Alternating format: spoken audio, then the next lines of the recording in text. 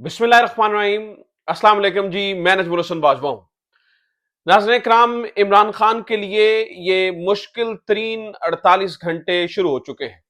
Actually ये इमरान खान के लिए नहीं है बल्कि पाकिस्तान के लिए मुश्किल तरीन 48 घंटे हैं। इमरान खान तो जेल में बेफिक्र है क्योंकि उसने अपने हिस्से का काम कर दिया है। उसने जो मुल्क के लिए करना था, जो अवाम के लिए करना था, जो शऊर देना था, उसने वो दे दिया है। वो जेल में सुकून से है।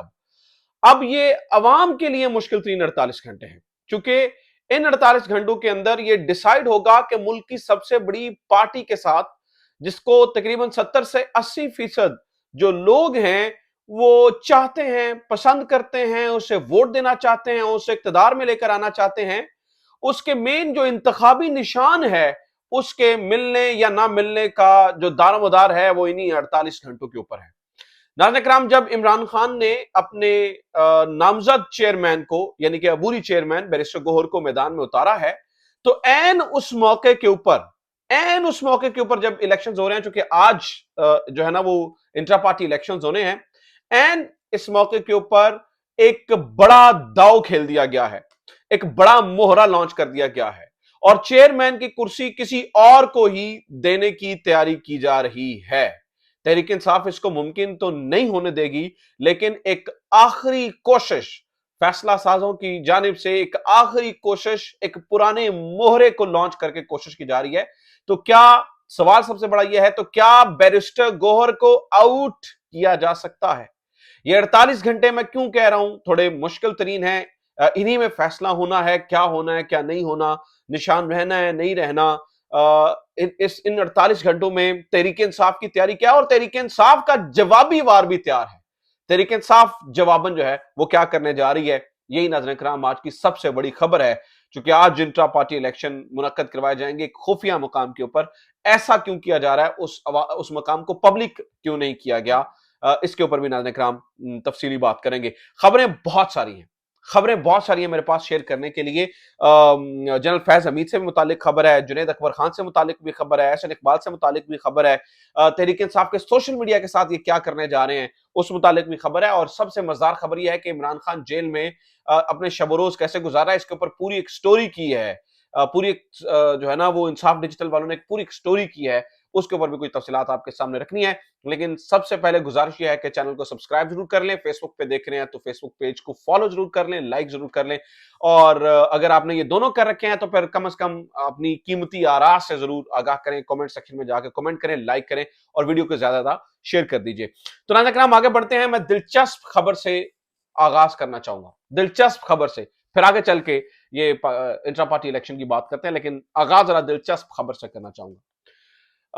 आज तक किसी भी निगरान हुकूमत ने नाज़रीन कराम ये एजाज हासिल नहीं किया जो हमारी निगरान हुकूमत, पाकिस्तान की इस वक्त की मौजूदा निगरान हुकूमत हासिल कर रही है। मिसाल देता हूं, आज तक किसी भी निगरान वज़ीर आला को ये एजाज हासिल नहीं हुआ कि वो एक बकरी की प्रेगनेंसी का टेस्ट करे।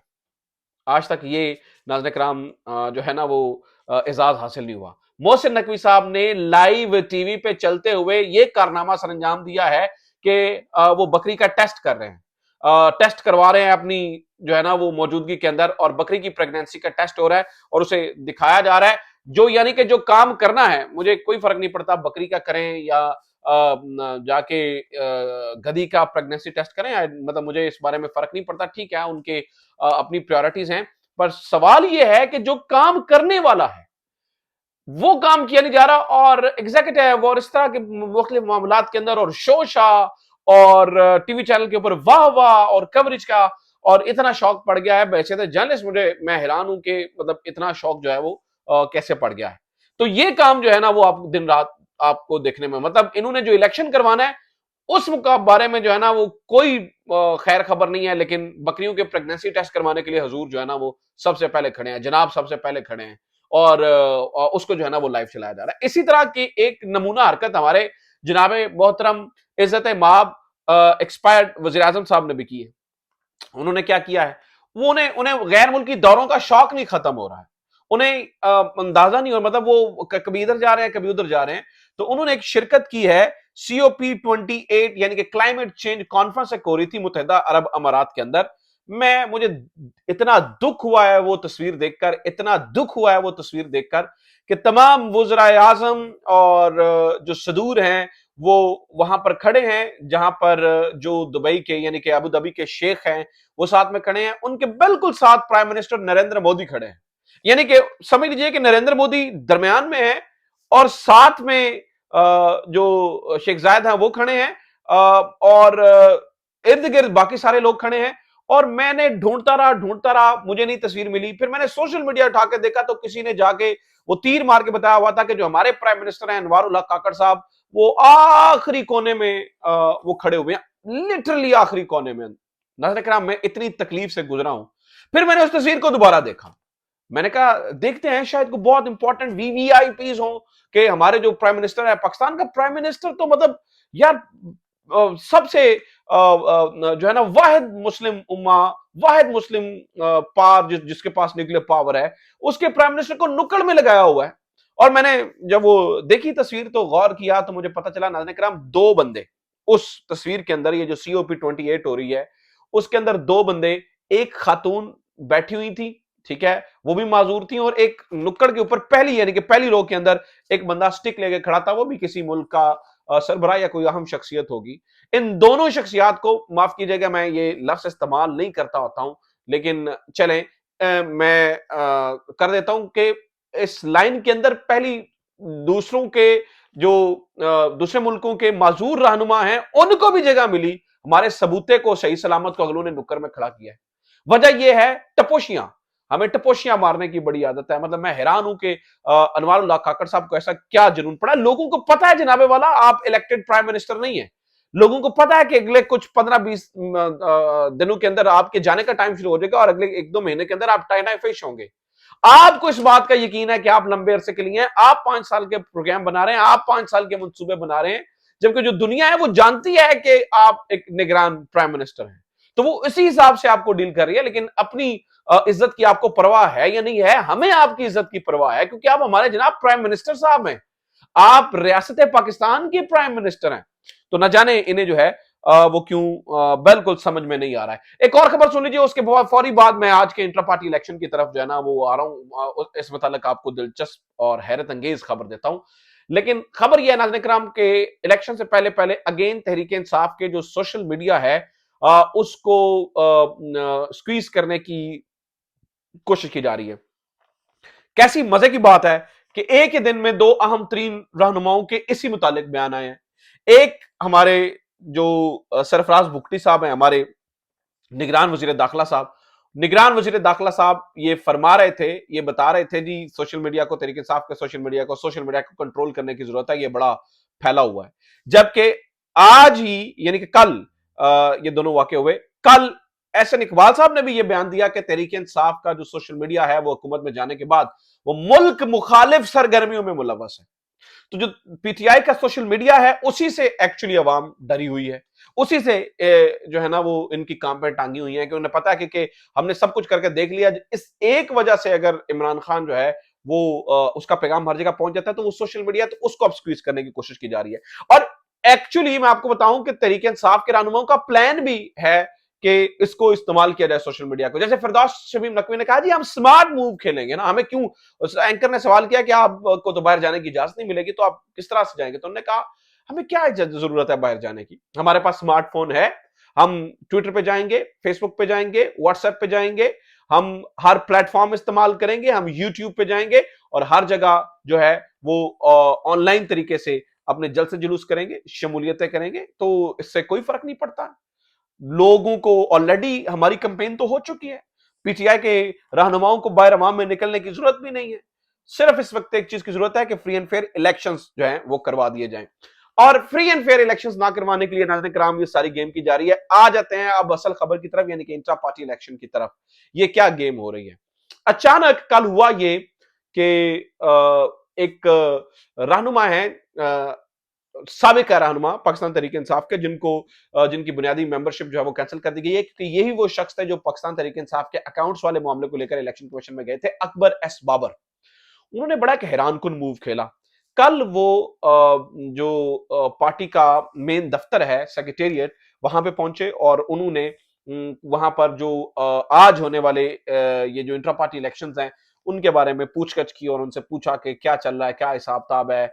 और ये वो जब बाहर वो निकले तो मीडिया ने पूछा कि जनाब आप क्या करने आए हैं, आप अचानक से इतने सालों के बाद तहरीक इंसाफ के ये मरकजी दफ्तर के अंदर क्या कर रहे हैं। तो दो बातें उन्होंने कही। एक बात तो उन्होंने कही कि तमाम जो कहते हैं मुख्तलिफ जो बानी रहनुमा है वो इलेक्शन लड़ने, इंट्रा पार्टी इलेक्शन लड़ने के मूड में है। ये बहुत डेंजर। उन्होंने कहा जी हम भी इंटरेस्टेड हैं इलेक्शन लड़ने में। यानी कि वो ये चाहते हैं कि वो इंट्रा पार्टी इलेक्शन के अंदर आकर कागजात नामजदगी जमा करवाएं और बतौर चेयरमैन लड़ सकें।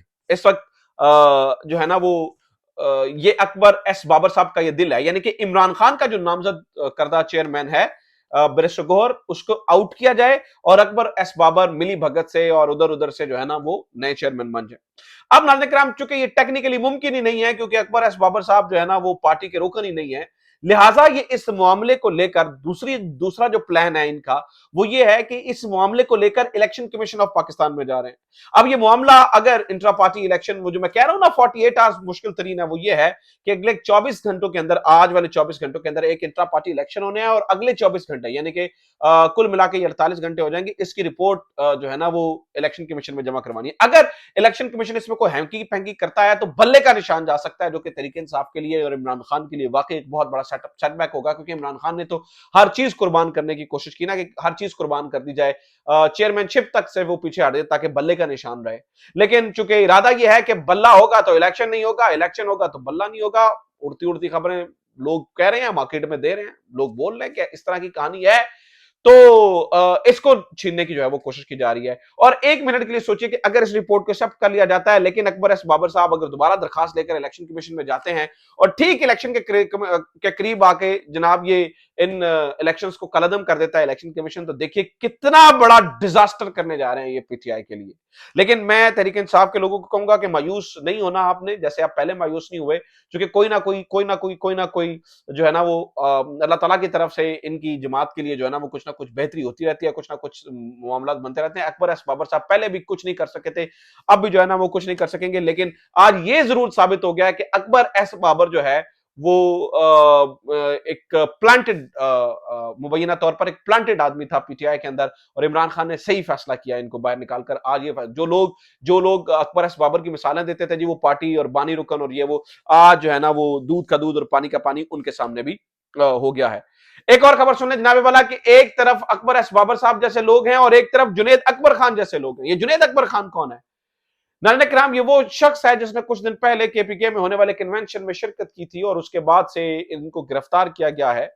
आज इस शख्स ने, यानी कि कल इस शख्स ने मीडिया से गुफ्तगू करते हुए ये कहा था कि दुआ कीजिए कि मुझे मौत आ जाए अगर मैं इमरान खान के खिलाफ बोलूं। उन्होंने कहा जी मेरा बेटा कहता है कि कभी बाबा ये ना करना, मेरी मां ने मुझे स्पेशल पैगाम पहुंचाया है कि हमारी नजरें नीची ना करवाना, इमरान खान के साथ रहना। तो उन्हें कहता है मैं तख्ता दार पे चढ़ने के लिए तैयार हूं, इमरान खान का साथ नहीं छोड़ूंगा, इमरान खान के साथ जो है वो उनसे पीछे नहीं हटूंगा। अब एक और खबर सुन लीजिए नाज़रीन किराम, जल्दी जल्दी, वो ये है कि इमरान खान का जेल में टाइम कैसे गुजरा है। तो इसके ऊपर इंसाफ डिजिटल वालों ने एक मुकम्मल स्टोरी किया है कि इमरान खान की जेल की टाइमिंग्स क्या है, वो कितने बजे उठते हैं, क्या खाते हैं और क्या पीते हैं, उस बारे में कुछ रिपोर्ट आई है। एक तो बात यह है कि इमरान खान वो वाहिद वाहिद सियासी रहनुमा है जो जेल में जाकर कॉन्शियसली अपने डॉक्टर्स को और साथियों को कह रहा है कि बाहर जाके बताओ इमरान खान की तबीयत ठीक है, पेट में दर्द, सर में दर्द, क्लच प्लेट, हर चीज ठीक है, प्लेटलेट्स गिरे नहीं है, ठीक है, हर चीज जो है ना वो ठीक है। और फिर वो ऐसा इंप्रेशन दे रहा है कि मैं कंफर्टेबल हूं यहां पर। इमरान खान की रूटीन सुन लीजिए। बताया ये गया है कि जो इमरान खान की रूटीन है वो सुबह सबसे पहले 6 बजे उठते हैं, नमाज पढ़ते हैं, फिर सो जाते हैं और रात 2 बजे तक फिर जो है ना वो जागते और काम करते हैं। सुबह नाश्ते में दही खाते हैं, सिर्फ दही, और फिर चाय पीते हैं। कुछ देर बाद जो है ना वो दोपहर का जो खाना है वो सही जबरदस्त खाना खाते हैं। रोज 9 किलोमीटर तक साइकिल चलाते हैं, यानी कि जेल के अंदर वो जो साइकिल होती है ना वो जो उन्होंने दी हुई है, ऐसा नहीं है कि जेल वो वैसी साइकिल चलाते हैं, लेकिन वो साइकिल के ऊपर बैठ के जो एक्सरसाइज होती है वो 9 किलोमीटर तक वो एक्सरसाइज करते हैं, किताबें पढ़ते हैं, नमाज मगरिब के बाद कुरान मजीद की तलावत और तफसीर पढ़ते हैं, कुछ देर के लिए टीवी देखते हैं और न्यूज बहुत कम देखते हैं, सिर्फ अखबार ज्यादा पढ़ते हैं और टेलीविजन पे नहीं देखते क्योंकि उन्हें पता ऑब्वियसली प्रोपेगेंडा। स्पोर्ट्स जो है ना वो ज्यादा देखते हैं और फिर आराम से जो है वो 2 बजे सो जाते हैं। रात के वक़्त भी सिर्फ़ दही और दलिया खाते हैं, इसके अलावा इमरान खान जो है वो कुछ कुछ चीज़ें जो है ना वो नहीं खाते हैं। तो नाज़रीन किराम ये इस वक़्त की सूरत-ए-हाल है, ये अब तक की खबरें हैं। उम्मीद करता हूँ ये वीडियो आपके लिए इन्फॉर्मेटिव रही होगी। अपना ख़्याल रखिए, खुदा हाफ़िज़, पाकिस्तान ज़िंदाबाद।